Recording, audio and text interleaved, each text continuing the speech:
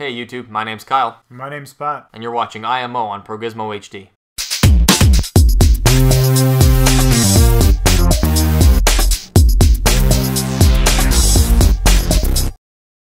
Alright, to start off the show this week, we got some big news for all you Apple users out there. Now, the biggest problem, if you guys have an Apple device, of course, is no Flash support, right? Well, Adobe has just released Flash Media Server 4.5, which now has support for Apple's mobile iOS operating system. Now, basically, what this means is it's going to allow producers to stream Flash-based video in Apple format, calling it HTTP live streaming. The Flash Media Server packages these videos in MPEG-4 format, but the new version adds a different protocol called HLS. Now, HLS is used in QuickTime and in the iOS itself. When the media server detects a lack of Flash support on the device itself, it'll downgrade it or convert it into MPEG-2 format. Now, for all of us Apple users out there, we're thinking, this is too good to be true, right?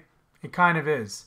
There is one catch in the whole thing, and that is it's only available for iPads and iPhones. Another minor problem, depending on how you look at it, is that you won't be able to play Flash games, animations, or advertisements. However, this is a big step in the right direction, and probably sooner than later, we may see full Flash support on all Apple devices. Now, Flash support for Apple users may have been a big deal, but for many of us, one thing we all have to worry about is security. Now, on a wireless network, generally you only have to worry about people walking by your house, neighbors, or if you're using your device in a public setting. But now you may have to look out for the Skynet helicopter zipping around your neighborhood. Researchers at Stevens Institute of Technology have developed a small toy helicopter with a computer on board capable of hacking into wireless networks. Now, how this robot works is the actual hacker will come into, say, a neighborhood and place down what's called a drone. The drone will basically be a wireless hub for the helicopter flying around. The helicopter will fly around the neighborhood, gathering up information about any unsecured wireless networks. And it will even gather information about WEP and WAP secured networks. Now, it'll take all that data that it's gathered together and send it to a cloud computing service like Amazon EC2. Now, it does this because these server farms are capable of all the algorithms to decrypt the security features on most people's routers. The cloud computing service sends back keys, and the drone and the wireless helicopter now have access to all of your networking information. Now, once the bot is in your network, there are many different ways that it can take advantage of your system. The most common of these would be either generic spam, or it would place your computer in what's called a botnet, which is used for denial of service attacks. Now, the problem is because these helicopters are being controlled by a wireless drone, they're very difficult to track down who created the original drone and helicopter. The current prototype is called the Parrot AR drone. On board, it has a lightweight Linux computer. It's got a 3G connection, a GPS, and 2 Wi-Fi cards, one used for remote control and one used for the attacks on your system. And amazingly, the whole thing can be built for less than $600. What's even more amazing is if you carry a smartphone in your pocket that automatically scans for Wi-Fi connections, this thing can actually auto-connect to your phone. Now, because it has the power to decrypt any security passwords you may have on, the best defense against something like this is simply monitoring all new connections to your network, and that way you can filter out who's connected to you. So maybe next time you're at a Wi-Fi hotspot and you see an odd connection on there, don't look around you, but look up. Now, not everything that's up in the air is necessarily going to hurt you, but Angry Birds probably will hurt you if they were to ever hit you. Now, I myself love to play the game Angry Birds, and what a better way to play than with a life-size version of the game. Now, I'm talking about taking those stuffed birds about this big, shoving them in a slingshot, and trying to knock down all of those green little pigs. Now, where is this life-size version of the game? Well, there's a theme park in Changsha, China, where tourists can go and play their favorite game of Angry Birds. Now, the software developer Rovio, who has created the Angry Birds game itself, may be pretty pissed off to find out that their game has been copied into a theme park without their consent, but they seem to be taking the side of, well, if you can't beat them, join them.